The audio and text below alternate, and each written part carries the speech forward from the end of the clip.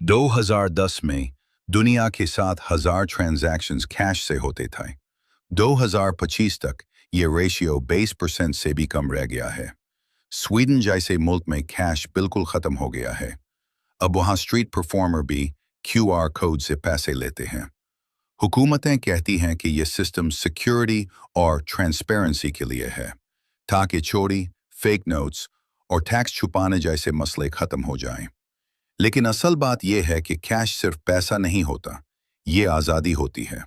वो आज़ादी कि आप क्या खरीदते हो, कैसे खरीदते हो और किस से, ये सब आपके अलावा कोई नहीं जानता।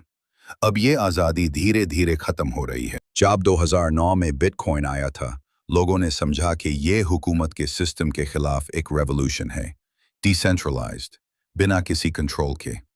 लेकिन अब हुकूमतें खुद उसी टेक्नोलॉजी का यूज़ कर रही हैं और बना रही हैं अपनी अपनी डिजिटल करेंसीज, जैसे चाइना का डिजिटल युआन, इंडिया का डिजिटल रूपी और यूरोप का डिजिटल यूरो। ये पैसा न नोट होता है न सिक्का, ये सिर्फ सर्वर पर होता है। और इस डिजिटल पैसे को हुकूमत प्रोग्राम कर सकती है। मतलब पैसा आपके अकाउंट में आएगा, लेकिन अगर चाहा तो वो 30 दिन बाद एक्सपायर भी हो सकता है, या आप कुछ चीजें खरीद ही नहीं सकते। सोनी बात? हाँ, लेकिन असल में ये पैसा परमिशन बन रहा है। पहले सेंट्रल बैंक्स सिर्फ इंटरेस्ट रेट कंट्रोल करती थी, अब वो आपका बिहेवियर कंट्रोल करना सीख रही हैं। अगर लोग कम खर्च कर रहे हैं, वो आपको खर्च करने पर मजबूर कर सकती हैं। अगर आप कुछ अनएथिकल चीज खरीदते हो, तो सिस्टम आपको फ्लैग कर सकता है। सब कुछ सिक्योरिटी के नाम पर। और सिर्फ हुकूमत नहीं, टेक कंपनीज भी इस रेस में हैं। एप्पल पे, गूगल पे और पेपैल हर दिन बिलियन डेटा पॉइंट्स कलेक्ट करते हैं।